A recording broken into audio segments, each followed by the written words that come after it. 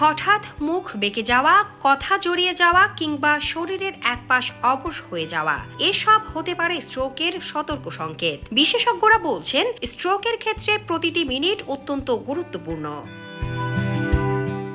স্ট্রোকের লক্ষণ মনে রাখতে ব্যবহার করা হয় ফাস্ট পদ্ধতি। মুখ বেঁকে যাওয়া, হাত বা পা দুর্বল হয়ে পড়া, কথা জড়িয়ে যাওয়া এবং দেরি না করে দ্রুত হাসপাতালে নেওয়া।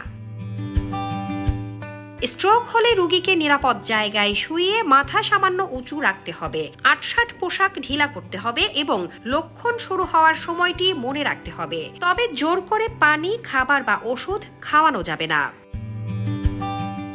বিশেষজ্ঞদের মতে, দ্রুত হাসপাতালে পৌঁছে সঠিক চিকিৎসা নিশ্চিত করতে পারলেই স্ট্রোকে মৃত্যু ও স্থায়ী পঙ্গুত্বের ঝুঁকি অনেকটাই কমানো সম্ভব। শামসাদ শাহানীন, দৈনিক আওয়ার বাংলাদেশ।